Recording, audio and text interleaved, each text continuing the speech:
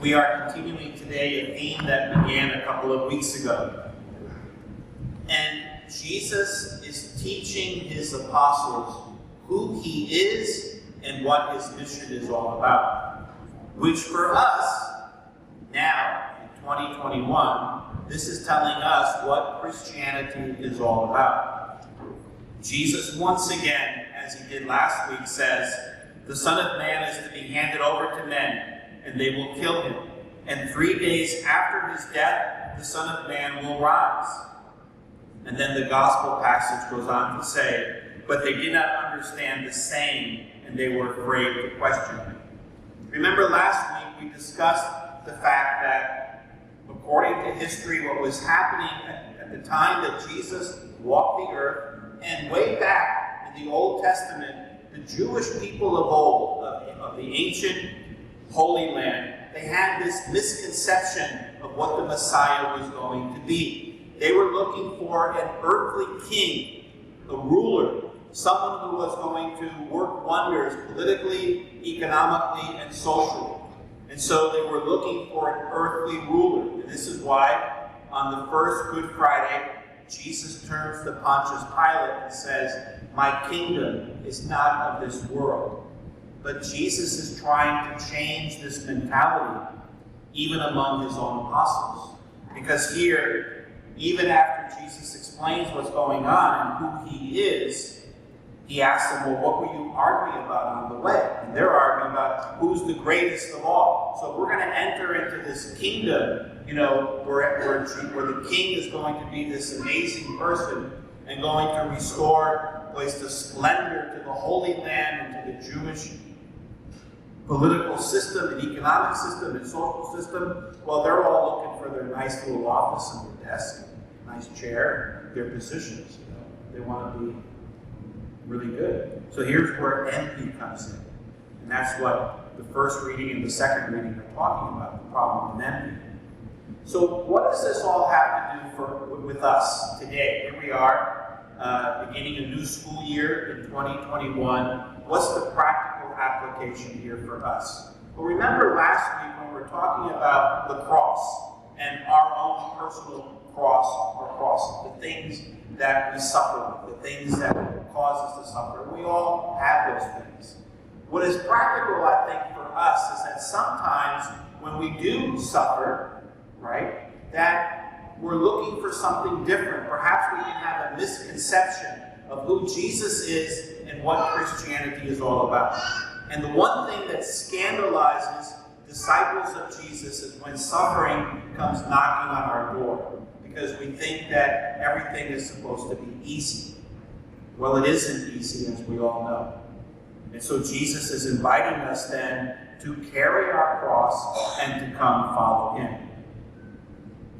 But we talked about that last week, that there is no fuzzy-wuzzy Jesus. It's the problem, the Good Friday problem, that I saw working in Corpus Christi for 20 years.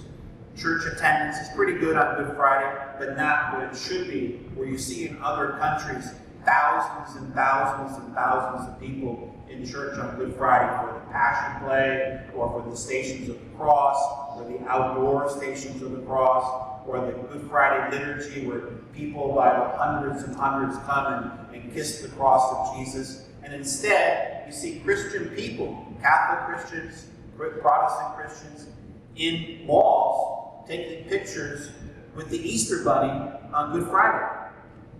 Wrong. You see, people, we like to be looking for the comfortable Jesus, the fuzzy-wuzzy Jesus. Even when Jesus was there, crucified on the cross on that first Good Friday, the actual scriptures, the Bible, tell us that they were jeering, making fun of Jesus, and telling him to come down from the cross. Bájate de la cruz. So this is the struggle within humanity, that we're looking for the easy Christianity, the comfortable Christianity, the fuzzy-wuzzy Jesus. Well, I can tell you that ever since I started taking my Catholic faith seriously in college, nothing is easy. But if we carry our cross with patience and with love and with enthusiasm, then it does become easy. It all depends upon us being generous. But today, Jesus now talks about the virtue of humility. Okay, this is another part of it, and it ties in because in order to be humble, well, we've got to act in a certain way. We've got to let go of our ego and our self-centeredness and become humble. Humility doesn't mean being a doormat where everybody walks all over us. We still have a dignity, and we can still be assertive where something is wrong, right? Where there's an injustice, we need to speak up. But humility is something very different. So what is humility? Well, first of all, humility is the base of all the virtues. Here, Jesus explains humility to the apostles by saying, if anyone wishes to be first, he shall be the last of all and the servant of all. And he actually then takes the example of a child who perhaps is in the house there listening to Jesus, and his family is there as well. And all sorts of people are gathered around Jesus, and he takes a child, puts his arm around the child and says, whoever receives one child such as this in my name receives me, and whoever receives me receives not me but the one who sent me. And why is this so significant? Well, here today at Mass, which is great, we have lots of children joining us today. Welcome. And most of them have begun last Wednesday their religious education program for the year, together with Chris, is very dedicated, and with all the CCD teachers and everybody involved, and the parents, which is all good. And we all kind of have like a fuzzy-wuzzy feeling that the kids are here. That's great.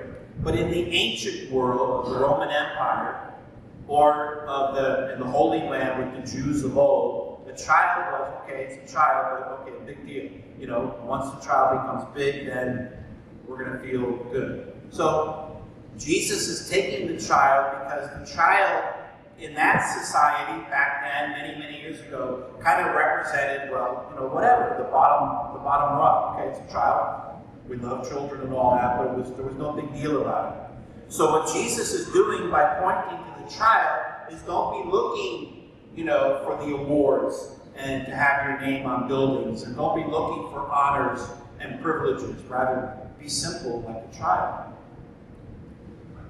Humility is essential in order for us to believe.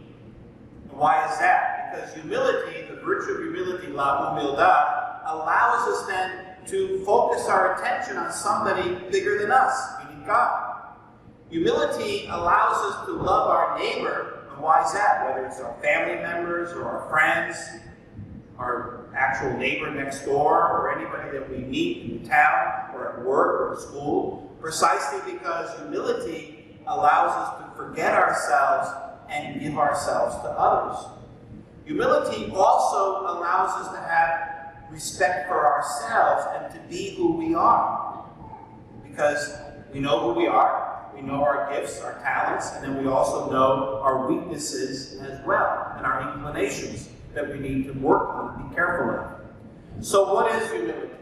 Well, there's lots of definitions of humility, but I think one of the best definitions I ever came across was a definition expressed by a very famous saint from a long time ago by the name of Teresa of Avila. And given the fact that her name is Teresa of Avila, it means that she lived in Avila, Spain. And she said that humility is to andar en la verdad, to walk in the truth, or to live in the truth. And when we consider this definition carefully, it does make a lot of sense. Humility allows us to live in the truth in our relationship with God, with ourselves, and our neighbor. First of all, we need to remember that God is God, and we are not. And so we live out our relationship with God by being lovingly obedient to His loving and providential plan of our lives. Andar en la verdad with God, to walk in the truth with God, means that we're connected to God through prayer. We are all, every one of us, are making or doing a great act of humility right at this moment. You know what that is? We're here in God's church. Here on Sunday morning, recognizing our need for God. Today is the Sabbath. We look back to the very beginning of the book of Genesis. where God takes the Sabbath as the Lord's day, the day of rest. And so we're doing the most important thing that we can do today on Sunday is to be here with God. We come to worship God. That's what church is all about. We listen to his word and we are fed, nourished by the bread of life. So right now, we're doing the best act of humility that we will do throughout the whole week. We're here at church. And then whatever our personal life of prayer is during the week, whatever that is, whether we're praying the Psalms, whether we're doing our own prayers, whether we're meditating, whether we're praying the rosary, whatever that prayer is, because each person has a personal life of prayer. Like there are people here and many in parishes throughout the world that people go to Mass every day. Whatever that prayer life is, prayer is an expression of humility. It is showing that we need God in our lives, that we are dependent upon him. Secondly, we live in the truth with ourselves by being just who we are, not trying to be something that we are not. And thirdly, we live in the truth with our neighbor through mutual respect, kindness, and acceptance. Once, Benjamin Franklin once wrote, "There is perhaps no one of our natural passions so hard to subdue as pride. Beat it down, stifle it, mortify it as much as one pleases, it is still alive. Even if I could conceive that I had completely overcome it, I should probably be proud of my humility." The famous British Prime Minister Winston Churchill was once asked, "Doesn't it thrill you to know that every time you make a speech, the hall is packed to overflowing?"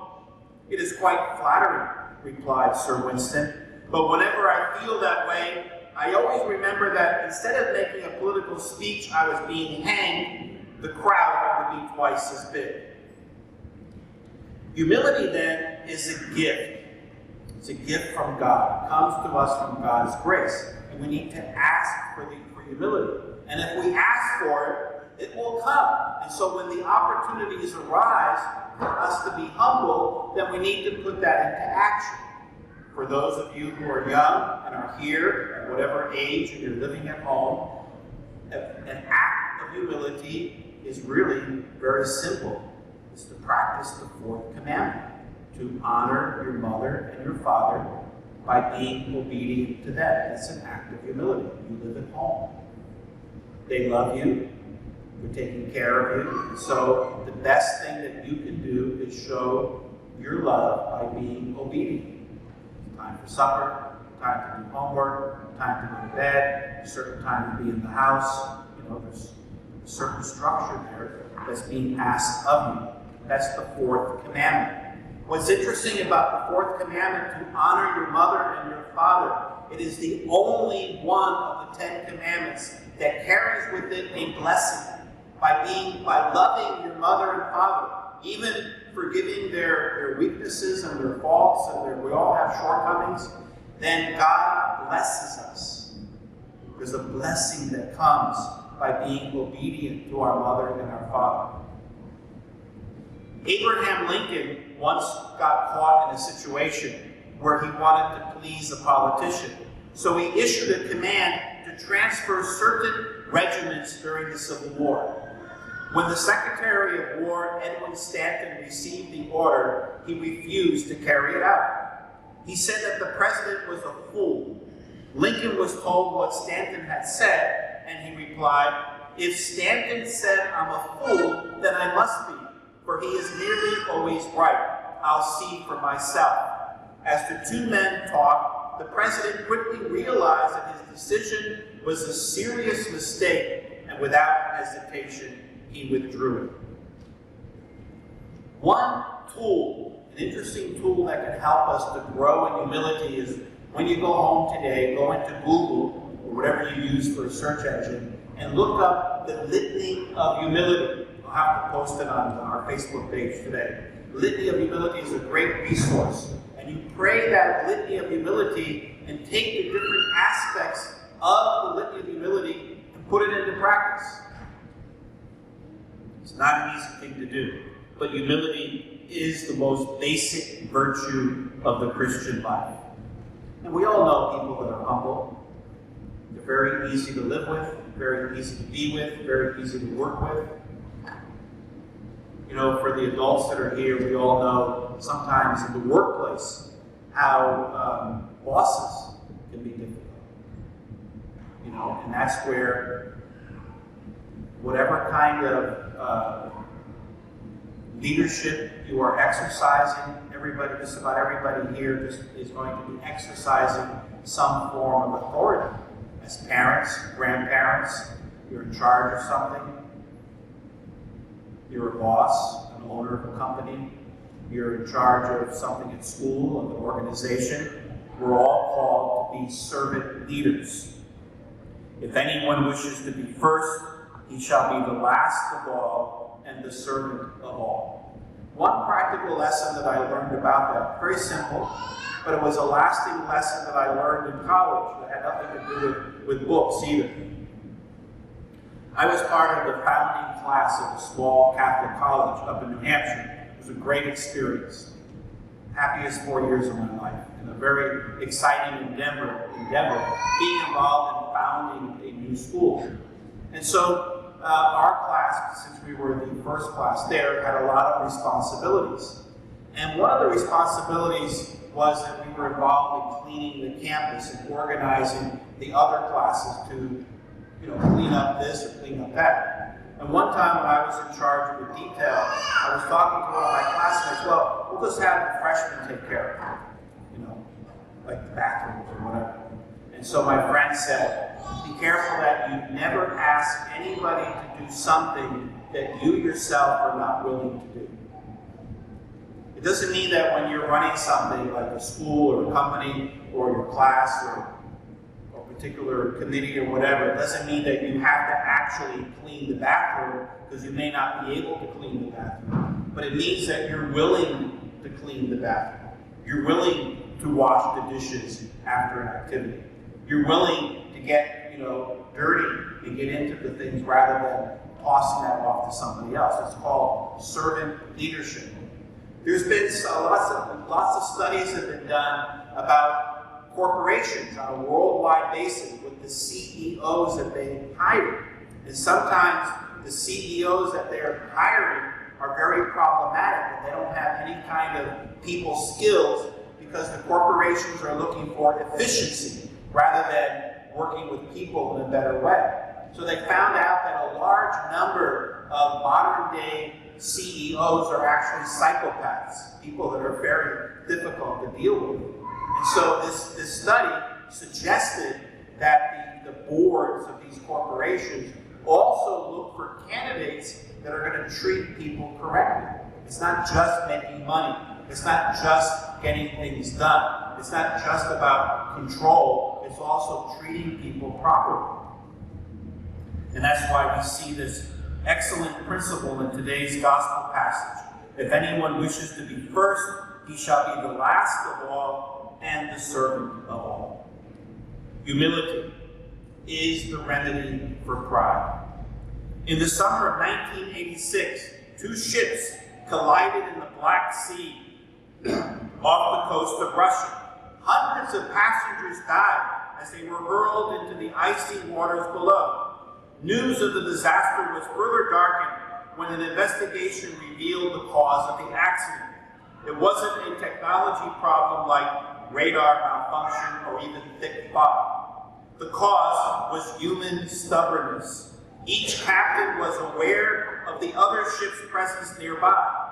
Both could have steered clear, but according to news reports, neither captain wanted to give way to the other.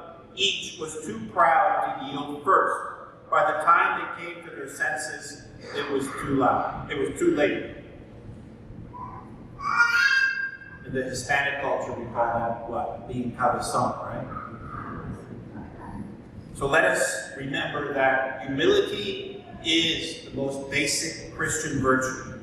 And let us also remember these beautiful words that we should even read every day. Before we go to school, before we go to work, as we get up in the morning, take this as kind of a map, an actual slogan to live by. We can put it on our phone put it on our lunchbox, put it on our computer, put it on it's a good bumper sticker to live by. If anyone wishes to be first, he shall be the last of all and the servant of all.